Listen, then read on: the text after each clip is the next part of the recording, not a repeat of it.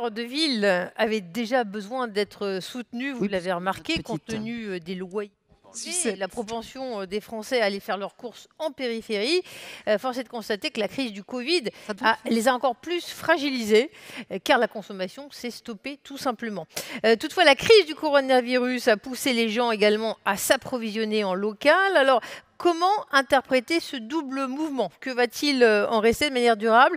Comment les territoires doivent-ils être réinvestis par les collectivités territoriales? Comment restructurer l'habitat, envisager un développement économique et commercial ainsi que l'accès aux équipements et services publics? Eh bien, ce sont nos invités qui vont nous tenter d'y voir plus clair. J'appelle à nous rejoindre Yves Le Breton, directeur général de l'Agence nationale de la cohésion des territoires, mais également Antoine Joutot, directeur général du groupe Le Bon Coin. Charlotte Ruggeri, professeure de géographie, chercheuse associée à l'université Gustave Eiffel et auteure de l'Atlas des villes mondiales aux éditions Autrement. On en parle dans un instant. Prenez place, je vous en prie, asseyez-vous tranquillement. Marie-Agnès Poussier-Winsbach, vous êtes maire de Fécamp, bienvenue. Merci d'être avec nous. Et puis, les jeunes Basile, Joachim et Lina sur scène, s'il vous plaît. Voilà. Bienvenue à tous. Alors, Yves Le Breton, je me permets de me tourner vers vous parce qu'on ne connaît pas nécessairement encore très bien votre agence, l'Agence nationale de la cohésion des territoires. Et si je dis que c'est l'héritière en quelque sorte de la DATAR, alors ça y est, on comprend plus parce que effectivement sa renommée était assez élevée. Vous n'avez pas simplement changé de nom. Hein. Qu'est-ce qu'il y a dans l'héritage et puis qu'est-ce qu'il y a de nouveau dans votre agence ? Bonjour à tous, tout d'abord. Alors effectivement, l'Agence nationale de cohésion des territoires est une création récente, le 1er janvier 2020, mais vous le disiez avec raison, elle est héritière d'une longue tradition de politique d'aménagement du territoire menée par l'État, puisque effectivement, la DATAR est, je dirais, la grand-mère de l'Agence nationale de cohésion des territoires, avec tout le respect qu'on doit pour les aïeux. Pour sa grand-mère. Exactement. En revanche, c'est vraiment un changement de paradigme.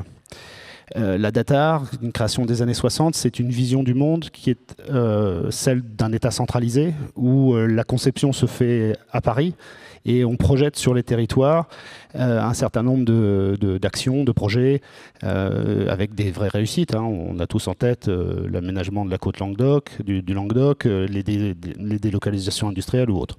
Mais avec la décentralisation, à partir des années 1980, en plusieurs vagues, le changement dans les relations entre l'État et les collectivités territoriales, l'affirmation d'une république décentralisée, c'est notre constitution. Il est nécessaire évidemment de penser différemment la politique d'aménagement du territoire autour de ce concept de cohésion des territoires, c'est-à-dire comment assurer la libre administration des collectivités locales, le libre développement des territoires avec leurs atouts, tout en assurant la cohésion au plan national. Et donc pour cela, l'Agence nationale de cohésion des territoires, c'est avant tout un outil au profit des collectivités territoriales, au profit de leurs projets. Alors c'est un État accompagnateur. La ministre des collectivités territoriales, Jacqueline Gourault, a une formule, elle parle de l'État jardinier, c'est-à-dire un État qui est là pour aider à faire pousser en fait les projets. C'est bien tout le sens de l'ANCT et on va parler cet après-midi de la revitalisation des centres-villes. C'est bien dans ce sens-là, puisqu'on aura l'occasion de parler de cœur de ville notamment, c'est bien dans ce sens-là que nous travaillons. Je dirais que c'est la mise en œuvre du principe bien connu, penser global, agir local. Alors, on va parler ville également avec Charlotte Ruggeri, professeure de géographie, qui, je le cite, sort aujourd'hui même. Hein. Je trouve que vous devriez tous venir avec un livre le jour même du colloque. Merci de faire cet effort pour LH Forum. Sous la direction de Charlotte Ruggeri aux éditions Autrement, Atlas des villes mondiales. C'est passionnant et notamment cette idée que j'aimerais aborder avec vous. Pendant le confinement, l'intérêt pour les maisons hors des villes s'est intensifié. Dans le même temps, les pratiques urbaines ont été modifiées entre une paralysie des lieux et une certaine méfiance envers les réseaux de transport en commun. Peut-on parler de ville d'après, hein? Je passe tout de suite de la vue administrative étatique très intéressante, mais vous mettez en perspective sur longue durée. Quelle est votre analyse ?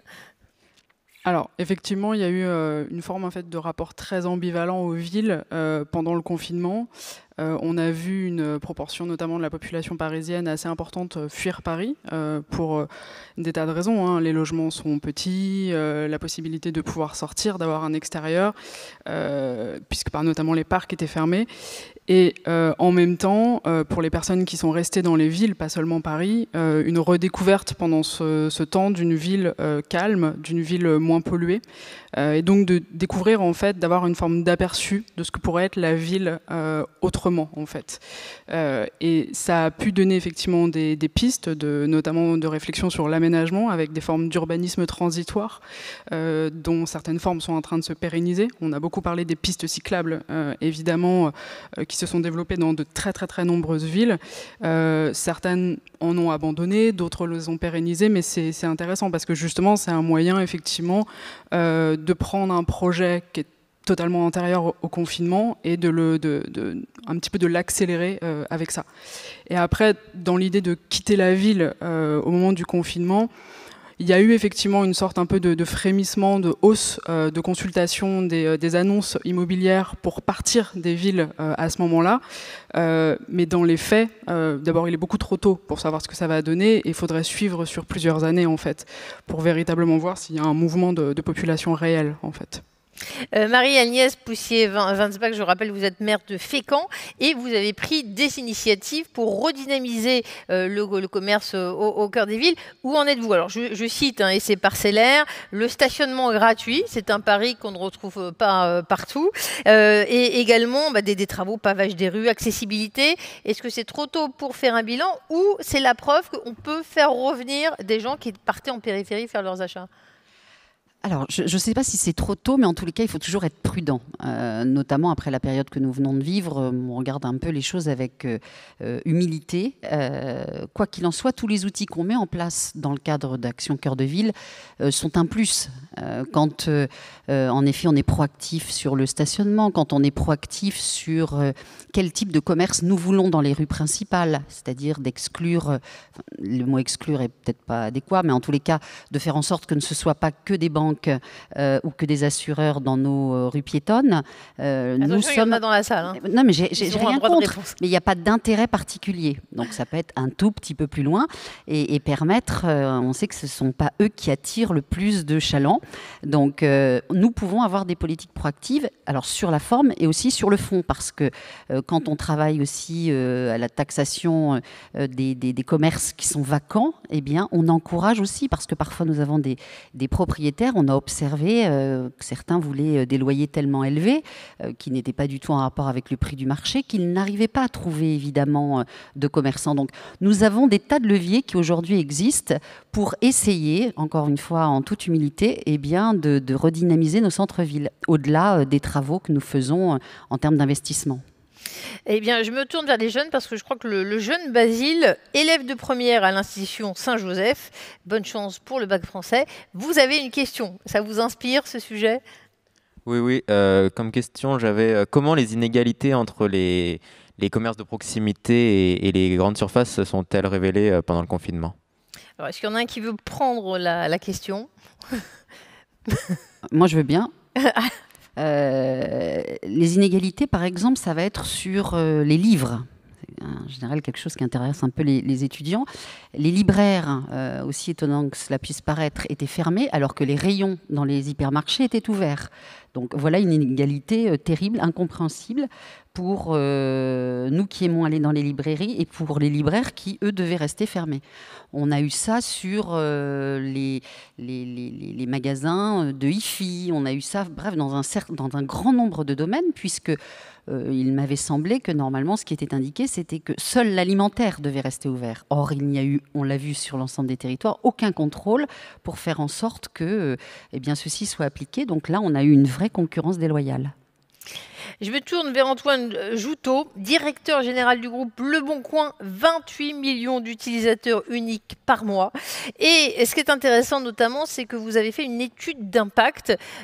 Souvent, on a l'habitude d'opposer commerce de proximité traditionnel et numérique. Or, vous avez des initiatives extrêmement intéressantes qui intègrent l'aménagement du territoire. Est-ce qu'on peut démarrer la réflexion sur cette étude d'impact qui montre quel type de création d'emplois, de valeur vous avez, tout en étant un acteur numérique assumé?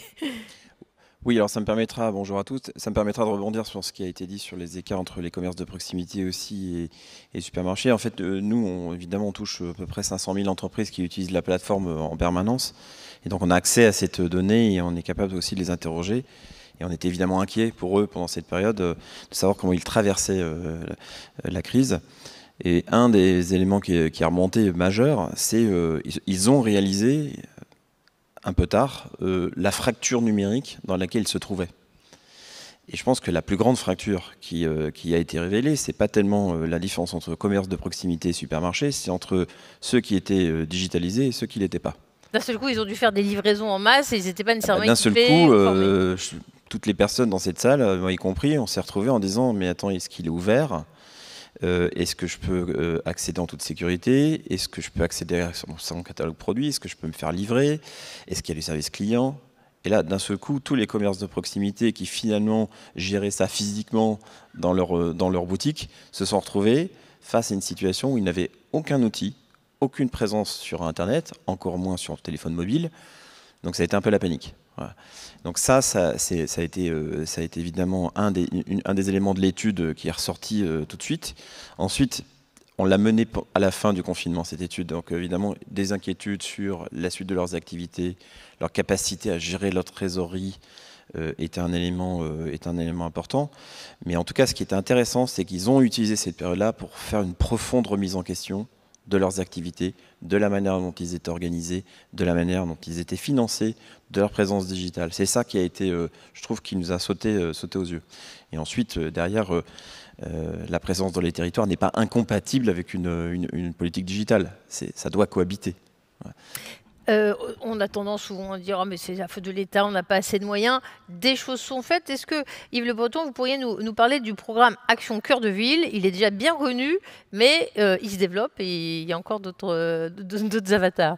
Oui, alors je prends toujours les critiques donc émises à l'égard de l'État comme aussi un hommage au rôle que l'État a toujours joué dans notre pays et dans la construction de la nation. Donc le jour où on ne le critiquera plus, là je serais inquiet. Oui, donc sur la base de ce que j'indiquais tout à l'heure, c'est-à-dire l'idée que sur des sujets complexes comme la revitalisation des centres-villes, parce que quand on parle de revitalisation des centres-villes, on parle de plein de phénomènes en même temps, c'est-à-dire à la fois effectivement le développement commercial de ces 40 dernières années avec la création des grandes surfaces, aujourd'hui l'accélération de la numérisation des commerces, le lien aussi entre le logement, la politique d'habitat et la prospérité d'un centre-ville. Donc tout ça, évidemment, c'est un problème qui ne peut pas être abordé sous un seul angle. Il faut l'aborder vraiment de manière totalement globale.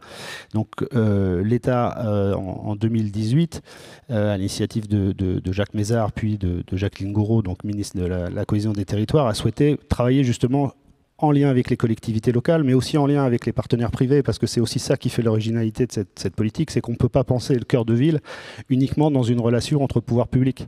Ça doit impliquer complètement les initiatives privées.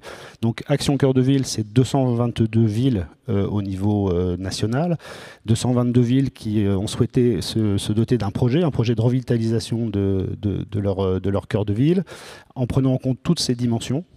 Le logement, par exemple, adapter l'offre de logement aux demandes et aux besoins de populations qui peuvent choisir de revenir dans les centres-villes, parce que c'est aussi ce qu'on a constaté ces dernières décennies, c'est-à-dire une paupérisation des centres-villes, parce que les gens qui avaient le choix de l'habitat préféraient aller habiter ailleurs, avec une demande souvent du pavillon, du lopin de terre qui va avec le pavillon. Aujourd'hui, au contraire, on a aussi, avec le vieillissement de la population, par exemple, une demande de retour vers les centres-villes pour trouver les services de proximité, je dirais, vraiment à portée de pied. Donc, on doit utiliser cet appétit, mais en même temps, pouvoir développer une offre de logement qui corresponde aux besoins et à la demande de ces populations. Par exemple, on l'a vu pendant le confinement, la demande d'appartements avec balcon ou avec jardin. Enfin, bon. Donc ça, c'est travailler sur le logement, travailler effectivement sur l'offre commerciale. Moi, j'insiste bien sur ce sujet parce qu'on ne pourra penser, me semble-t-il, mais c'est un avis de directeur général d'établissement public, hein, donc ça n'engage que moi, mais on ne pourra pas penser le maintien, voire le développement des commerces de centre-ville sans la numérisation. Et effectivement, on a des initiatives locales qui sont très intéressantes de mutualisation de cette numérisation au profit des commerces de proximité. On voit bien aujourd'hui, par exemple, l'impact des plateformes de réservation sur le secteur de la restauration. C'est-à-dire qu'aujourd'hui, on ne peut plus penser le chiffre d'affaires d'un restaurant uniquement par le nombre de personnes qui viennent y dîner ou y déjeuner, mais aussi par le flux de repas qui sont portés à domicile. Donc la numérisation est aussi une condition essentielle. Enfin, tout ça, c'est une politique globale conduite en commun entre l'État, les collectivités locales, très déconcentré, il faut agir local, c'est-à-dire que c'est vraiment le lien aussi entre le maire et le préfet, on en a beaucoup parlé pendant la crise sanitaire, le couple maire-préfet, là il est vraiment à l'œuvre, et puis il autour de lui, tous ceux qui à un titre ou à un autre, public ou privé, agissent sur le développement d'un centre-ville. Comme c'est très dense, on fait circuler la parole. Marie-Agnès Poussier-Vimbach, sauf erreur de ma part, Fécamp, vous étiez retenu pour Action Cœur de Ville et vous dites c'est pas assez, on manque de moyens. Est-ce que vous pouvez nous expliquer? Je dis plus ça. Je viens d'échanger avec monsieur le directeur tout à l'heure. Ça s'est arrangé en coulisses, c'est bien, le forum. Je pense que ça va être rectifié très rapidement. Non, je disais que, en effet, c'était formidable pour les acteurs privés. Les motivations que nous avions, monsieur le directeur a très bien indiqué, notamment dans le domaine du logement. Et chez nous, c'est un souci. Moi, j'ai 16% des logements qui sont vacants en centre-ville, ce qui est énorme. Avec un gros travail qui est fait pour essayer de résorber les friches. Ça avance. Là, nous avons des vrais résultats. On a un ancien tribunal de commerce, ça y est, qui vient d'être vendu alors que ça faisait 15 ans qu'il était fermé. Un Monoprix qui était fermé depuis 3 ans, ça y est, qui est investi. Nous avions, c'est aussi souvent le problème en centre-ville, vous avez des magasins qui sont en rez-de-chaussée. Et puis à l'étage, eh bien, vous aviez des logements vacants parce que les propriétaires, c'était beaucoup plus simple pour eux de faire un bail commercial. Et donc, on a quelques petites réserves, mais qui ne sont absolument pas optimisées. Donc, tout le travail aussi... Pendant longtemps, les commerçants habitaient au-dessus de alors, leur commerce. Alors, il y a très longtemps. Ça se fait plus ou ça ne se fait quasiment plus. Et donc, vous avez quelques cartons, quelques réserves qui sont à l'étage, mais souvent, il reste de très nombreux mètres carrés. Pourquoi nous sommes dans cette situation-là? Parce que souvent, il y a une seule entrée. Et vous êtes obligé de passer par le magasin pour aller à l'appartement. Donc, il faut aider les propriétaires à réfléchir autrement, à se dire comment est-ce qu'on peut avoir 2 entrées tout simplement. Donc, nous avons une vraie opportunité dans le cadre de l'opération Cœur de Ville. Et monsieur le directeur, tout à l'heure, me rassurait, en effet, en me rappelant que la loi de finances avait prévu de nouveaux fonds parce que dans des villes moyennes comme les nôtres, notamment quand il y a eu à un moment donné de grosses difficultés sociales, c'est vrai que nos budgets sont très restreints. Nous sommes des villes-centres, on se bat pour maintenir des services publics parce que ça fait aussi partie de l'attractivité de nos centres-villes.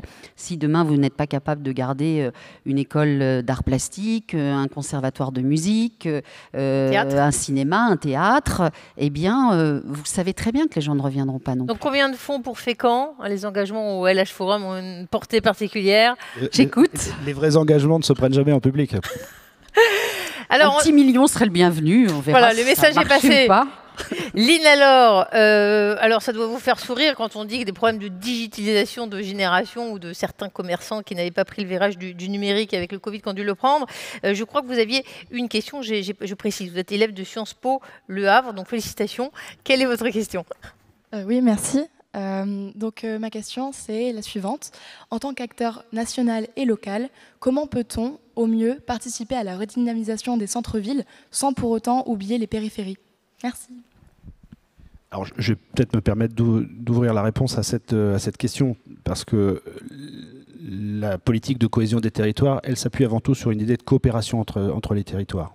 Il ne doit pas y avoir d'opposition entre les territoires, parce que malheureusement, quand il y a opposition, on voit que c'est mauvais pour l'ensemble du territoire en question. Madame le maire est aussi présidente de l'intercommunalité, c'est l'exemple type où dans une interco, la ville-centre et les communes périphériques doivent pouvoir trouver des politiques qui les satisfassent et qui soient prospères pour tous. Donc ça, c'est vraiment un principe de base. Ensuite, il faut voir aussi que, y compris les évolutions qui sont en cours, y compris sur les commerces de périphérie, les grandes zones commerciales qui se sont ouvertes dans les années 80-90, aujourd'hui on constate un changement de comportement du consommateur qui va avoir un impact aussi sur ces zones commerciales. Donc ça aussi, il faut pouvoir l'anticiper parce qu'on a la question des friches commerciales potentielles sur la décennie ou les 2 décennies qui viennent. Donc ça aussi, il faut pouvoir l'anticiper, toujours dans un esprit de coopération entre les territoires. Et puis, ce qui me semble aussi important pour répondre complètement à votre question, C'est l'idée, et ça malheureusement la crise des Gilets jaunes l'a quand même révélé de manière très aiguë, c'est le sentiment qu'ont certains de nos concitoyens de ne pas bénéficier de l'aménagement du territoire de la même manière. Donc il faut aussi pouvoir les rassurer et leur donner des preuves concrètes. Je pense notamment à la question de l'accès au numérique, par exemple, avec le développement de la fibre, du très haut débit pour tous. 2025, c'est l'objectif fixé par le gouvernement et le chef de l'État, l'amélioration de la téléphonie mobile, parce qu'on sait qu'il y a encore des secteurs, dès qu'on quitte les zones très densément peuplées, où la téléphonie mobile est difficile. Donc c'est tous ces sujets qui permettent aussi de faire en sorte que chaque territoire a vraiment la conviction qu'il a sa juste part de la prospérité commune. On a parlé de vacances, de commerce. Charlotte Rougerie, c'est abordé dans votre ouvrage Atlas des villes mondiales. Vous dites, si je résume, toutes les villes ne peuvent être intégrées. Il y a une tendance à la mondialisation et cette mondialisation, elle est sélective. Alors, comment faire précisément pour que les cœurs de ville ne soient pas les parents pauvres de cette mondialisation ? En fait, ça dépend de l'échelle. C'est toujours une question d'échelle. Là, on a bien des représentants nationaux et locaux, justement, et intercommunaux. Le rapport entre centre et périphérie, effectivement, il ne doit pas être pensé comme une opposition. Ça a été évoqué depuis ce matin, notamment le défi de l'étalement urbain et comment en fait on peut essayer de le limiter dans on va dire un projet de zéro artificialisation des terres à terme, ce qui peut passer donc par une densification, par exemple, des centres. Maintenant, sur la question effectivement de la métropolisation, de la mondialisation et quel effet ça a sur nos villes, effectivement, toutes les villes françaises ne vont pas être concernées de la même façon. Une ville de 10 000 habitants, de 50 000, de 200 000, c'est pas pareil. Mais en fait, moi, je pense qu'il faut assumer et saisir sa chance quand on est petit, justement. Être une grande ville, c'est pas toujours un avantage, pour plein de raisons. On met du temps à se déplacer, les villes sont saturées, en fait. Enfin, moi, j'habite en région parisienne, c'est fatigant, en fait, d'habiter en région parisienne, et effectivement, moi, j'ai fait le confinement en région parisienne. Si j'avais pu partir, je serais partie, je pense, mais je n'avais pas l'opportunité de le faire. Et en fait, les petites villes et les villes moyennes, si elles se saisissent effectivement notamment de ce que l'État leur offre via Action Cœur de Ville ou d'autres partenariats, elles peuvent tenter une redynamisation et attirer en disant nous on vous offre des commerces, des logements dans un périmètre en fait assez petit, et notamment ça a été évoqué ce matin et ça marche aussi là, ce qu'on appelle la ville du quart d'heure en fait, la possibilité de faire des choses à proximité de chez soi, dont un quart d'heure c'est une moyenne, mais en ne perdant pas des heures pour aller dans un service public, pour aller ensuite faire des courses, pour aller chercher ses enfants et ainsi de suite, en fait. Antoine Joutot, on a parlé de commerce. Parlons des entreprises, des TPE, si vous le voulez bien, parce que vous avez une initiative intéressante. De temps en temps, vous lancez les annonces gratuites pour les TPE. Ça a, je crois, c'est un vrai soutien pour ces entrepreneurs et ces dirigeants d'entreprise qui luttent encore plus dans cette période de Covid. Est-ce que vous pouvez nous expliquer ces projets-là ? Oui, quand la crise du Covid a démarré, on s'est posé la question de savoir comment on pouvait contribuer. Et une des idées qui est ressortie, c'est de dire, écoutez, les entreprises notamment qui ont besoin de recruter, parce qu'il y a encore des besoins de recrutement. On parle de la crise qui est en train d'arriver, mais en fait, il y a des bascules de secteurs d'activité qui n'arrivent plus à recruter, qui vont même licencier. Il y a d'autres secteurs d'activité, le secteur de la santé, le secteur des services, etc., qui continuent à recruter, l'industrie continue à recruter, et qui, eux, se retrouvent sans collaborateurs. Voilà. Donc, on s'est posé la question de savoir comment on pouvait les aider. Donc, ce qu'on a décidé, c'est notamment toutes les entreprises de moins de 10 salariés, on les a passées gratuitement. On a offert des boutiques, etc., pour essayer de dynamiser nos 500 000 entreprises qui étaient dans une phase extrêmement compliquée, de manque de trésorerie. Combien d'emplois pourvus sur le Bon Coin chaque année à peu près Chaque année, à peu près 800 000. C'est énorme. 800 000, c'est bien. Moi, j'aimerais bien faire mieux, mais je pense que la question, c'est surtout de savoir une plateforme digitale comme la nôtre, quel type de responsabilité elle a. Et nous, on considère qu'on a des responsabilités. Donc oui, ça sacrifie une partie du business, c'est temporaire, et on préfère soutenir. Voilà, c'est un choix qu'on a fait, mais il y a d'autres initiatives qui ont été faites par d'autres acteurs, mais voilà, c'est une petite pierre dans le redémarrage. Joaquin, je ne sais pas si vous êtes utilisateur du Bon Coin. En tout cas, vous avez une question. Et ça ne se trouve pas sur le Bon Coin, c'est ici. Alors, ma question porte sur une des dynamiques qui a été décrite, mais j'aimerais avoir des informations plus ciblée à propos de ce phénomène. Et je parle bien de la gentrification, parce que c'est un phénomène qui s'intensifie et qui préoccupe de plus en plus les jeunes en particulier et les citoyens en général. Donc, comment on peut lutter contre la gentrification et comment peut-on limiter les conséquences de celle-ci? Merci. Je ne peux pas préciser, il est étudiant à Sciences Po, Le Havre également. Est-ce que Charlotte, monsieur monsieur Le Breton? On va peut-être se partager la réponse parce que, vu de mon perchoir, sur le type de territoire auquel je m'adresse, la gentrification, c'est un objectif. Je ne veux pas être provocant, mais un des problèmes des cœurs de ville aujourd'hui, c'est que les populations à pouvoir d'achat les ont quittés. D'où le mécanisme qu'expliquait Madame le maire de Fécamp tout à l'heure, c'est-à-dire que les charges de centralité sont assumées sur une population qui se réduit et qui en plus s'appauvrit.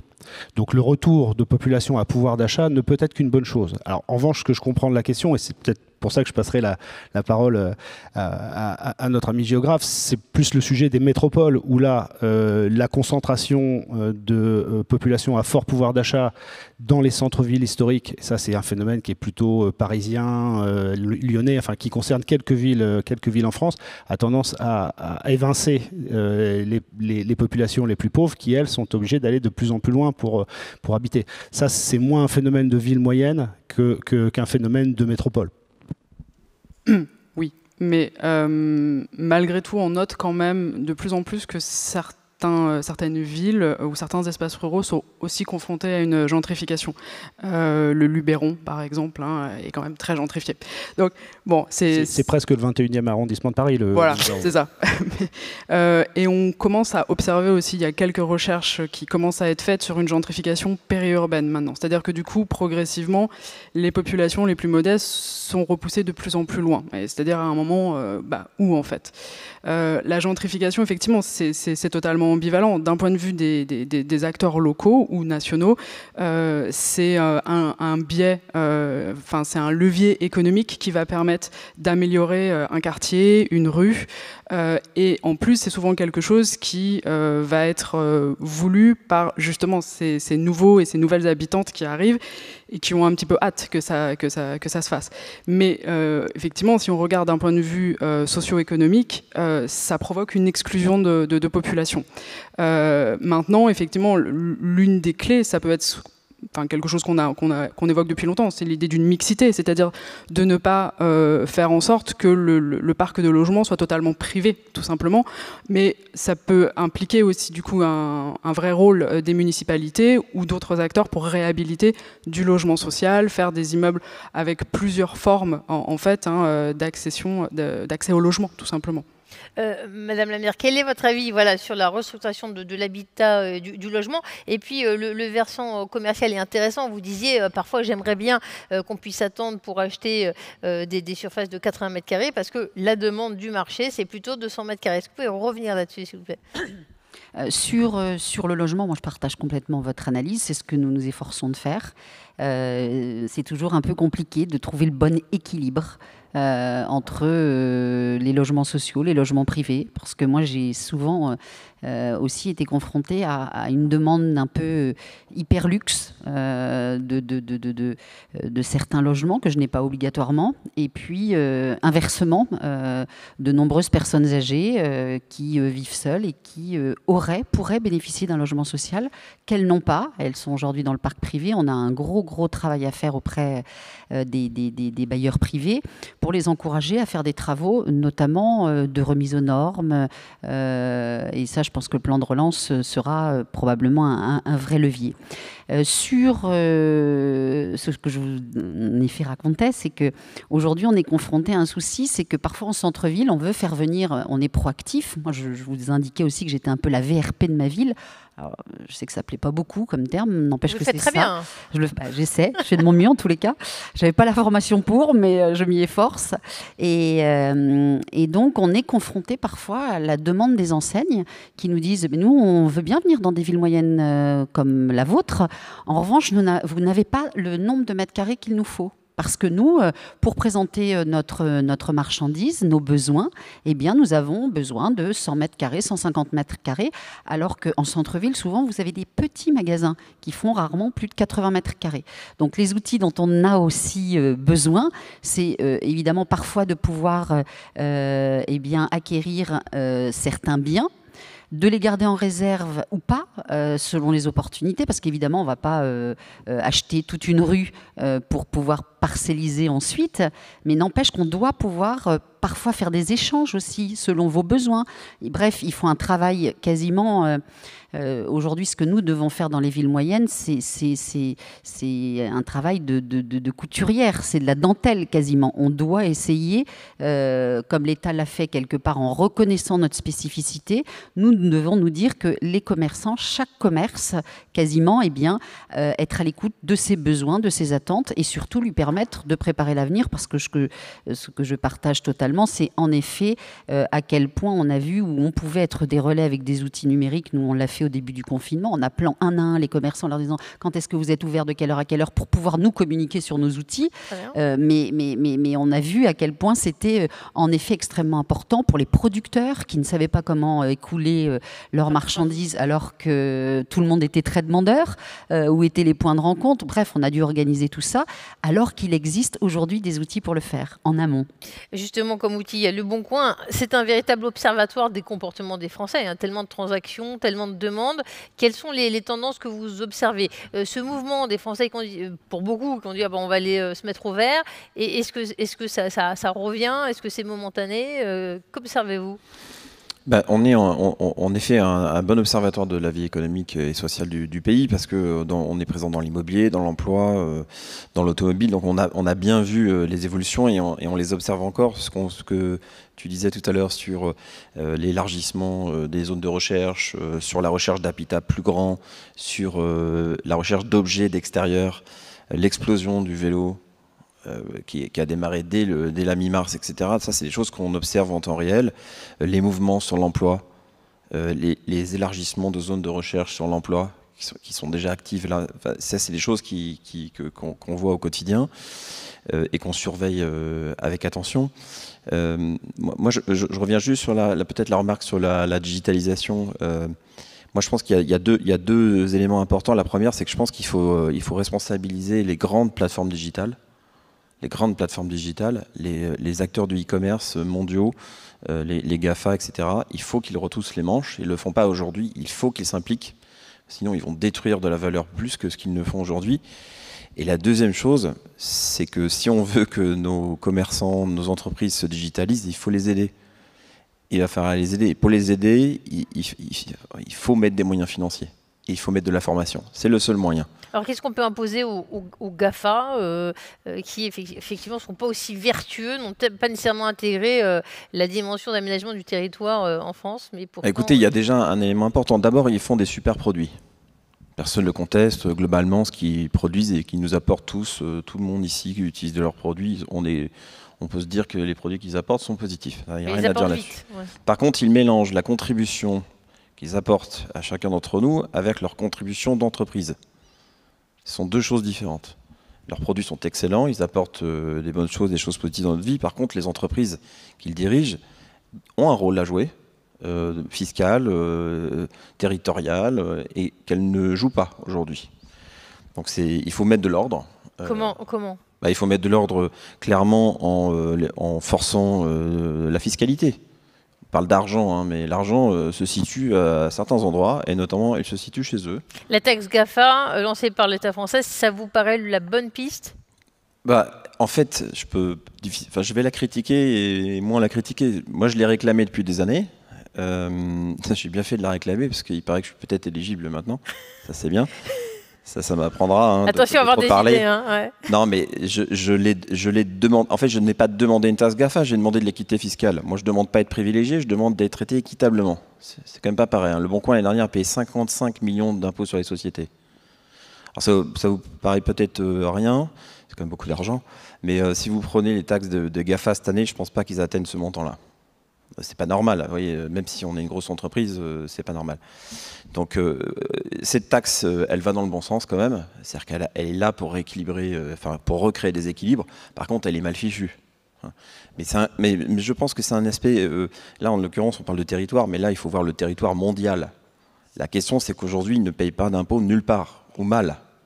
Donc c'est une question de l'OCDE cette histoire. Il faut que tous les pays se mettent d'accord en disant, chers amis, c'est la fin de la récré, on se met autour de la table et vous allez contribuer. C'est normal que vous devez le faire. Voilà. Charlotte Ruggieri, vous avez un élément à apporter là-dessus, parce que vous qui étudiez les villes au niveau mondial et la mondialisation. En fait, moi je suis tout à fait d'accord, c'est-à-dire que la difficulté en fait de la question de la redynamisation des centres-villes, quelle que soit la taille du centre-ville en fait, c'est qu'il faut agir sur les facteurs qui provoquent la vacance.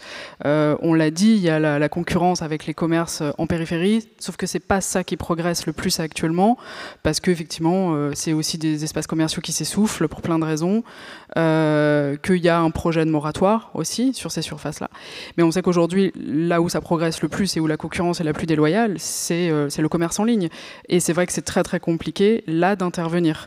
Mais déjà, si effectivement ces entreprises payer des impôts, par exemple, ça serait une première chose.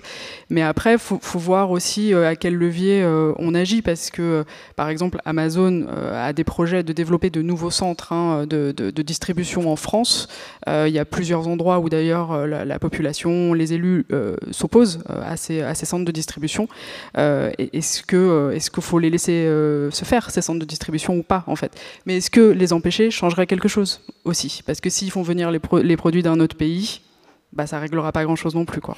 Yves Le Breton, je ne sais pas si vous voulez ajouter quelque chose là-dessus. Et en préparant, vous me disiez également une notion intéressante, vous parliez d'égoïsmes locaux. C'est normal, en quelque sorte légitime, que chaque élu travaille pour sa chapelle. Et vous parliez du terme de VRP, pourquoi pas. Mais vous disiez, il y a un moment, les égoïsmes locaux, c'est un frein également. Alors, comment penser la coopération des différents territoires? Alors, la coopération des différents territoires, on essaie aussi de l'organiser de manière institutionnelle. L'intercommunalité, par exemple, a été conçue pour ça. Faire travailler plusieurs communes ensemble sur un projet commun, et en évitant que chacune ait un projet qui soit contraire aux intérêts de toutes les autres, c'est une chose importante. Donc ça, c'est un mouvement qui est en cours depuis maintenant plusieurs décennies, et on voit bien l'importance de prendre en compte notamment les grands projets commerciaux dans une échelle intercommunale. Ensuite, il y a effectivement aussi le sujet de l'égoïsme, si on peut dire comme ça, où l'intérêt strictement local, il est aussi lié à la fiscalité. Alors moi, je suis pris entre deux feux, parce que d'un côté, opérateur économique, il y a la volonté d'une baisse des impôts, ce qui se comprend tout à fait. Le gouvernement, par exemple, dans le cadre du plan de relance, a proposé un plan d'allègement de ce qu'on appelle les impôts de production. Et Madame le maire de Fécamp, qui est ici, me dira, bah oui, mais attention, parce que c'est une ressource pour nous, communes, qui est quand même essentielle, et pour l'intercommunalité. Si vous la compensez, il n'y a pas de souci. Voilà, donc c'est le sujet qui est aujourd'hui en cours entre l'État et les collectivités locales. Mais en tout cas, cette question de la pression fiscale sur les opérateurs économiques, elle est bien prise en compte. Dernière chose que je voulais indiquer, c'est qu'effectivement, si on veut dépasser aussi les égoïsmes qui peuvent exister, c'est normal entre les opérateurs économiques, si on veut faire de la mutualisation, notamment en matière de numérique, il faut pouvoir l'aider. C'est aussi, dans le plan de relance annoncé par le gouvernement, il y a aussi la volonté d'aider les collectivités locales et les commerçants à développer des produits, des plateformes numériques, pour pouvoir justement faire accéder les commerces de centre-ville au numérique, ce qui permettra aussi d'éviter cette concurrence qui est forcément déloyale entre des grands opérateurs du numérique et puis les petits commerces. Marie-Agnès Poussier-Winsbach, on parlait de coopération des territoires, je pense avec vos différentes casquettes, présidente d'Aglo et maire, effectivement vous pouvez nous en parler. Et puis tout à l'heure on évoquait la notion de ville moyenne, ça avait l'air bien de rester une ville moyenne, pas vouloir être à tout prix beaucoup plus grand. Alors on se résume, Fécamp à 80 km de Dieppe, 45 km du Havre, jusqu'où le développement? Est-ce que le statut de ville moyenne, il vous va bien? Oui. Ouf. Non, mais c'est vraiment sérieusement, même si nous le savons et nous l'avons déjà engagé, on travaille par exemple à l'échelle du pôle métropolitain de l'estuaire de la Seine, avec Le Havre, avec Honfleur, avec Deauville, avec Lisieux, et donc pour certaines politiques, il faut donner du sens, et nous savons qu'à notre échelle, ça n'en a pas. Bon. Mais être une ville moyenne, oui, moi je pense que c'est un vrai atout, encore plus aujourd'hui qu'hier. Si, encore une fois, nous sommes capables de maintenir des services publics, d'être en capacité de dire à nos futurs habitants que chez nous, on peut aller jusqu'en terminale dans le privé ou dans le public, que l'on peut avoir des logements qui correspondent à leurs attentes, que nous sommes à l'écoute sur le plan culturel, que oui, il y a de la culture en province et même dans des petites villes. Bref, si nous sommes capables de mettre tout ça en avant. Sur le lien ville-centre et petites communes. Moi, j'ai été élue pour la première fois en 2014 et c'est vrai que je n'ai eu de cesse que de répéter. Alors, il y avait un aspect politique. Souvent, la ville-centre, elle était pas exactement de la même couleur politique que les communes rurales. Il s'avère que moi, j'ai eu cette chance, je suis arrivée et on avait la même couleur politique. Donc, ils se disaient que ça allait être beaucoup plus facile, mais ça ne l'a pas été obligatoirement puisque je suis le maire de la ville-centre. Mais ce que je me suis efforcée de leur expliquer, et je crois qu'aujourd'hui, c'est vraiment rentré, ce sont que nous ne pouvons pas être en opposition. Nos intérêts sont liés.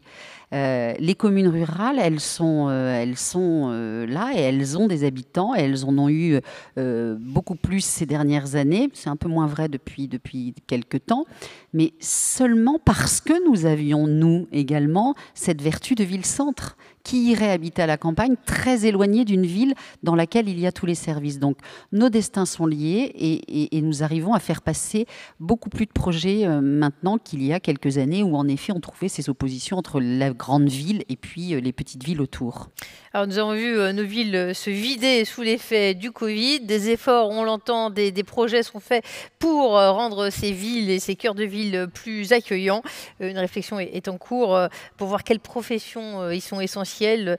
Quel commerce doivent y rester. Je crois qu'il y a encore plein de choses à se dire, mais c'est la fin de ce panel. Alors après, les étudiants de Sciences Po et de l'école du Havre, eh bien, merci d'avoir été là. On vous retrouvez tout de suite le directeur de Sciences Po, justement, dans le prochain keynote. Merci de votre attention. On peut les applaudir, je crois.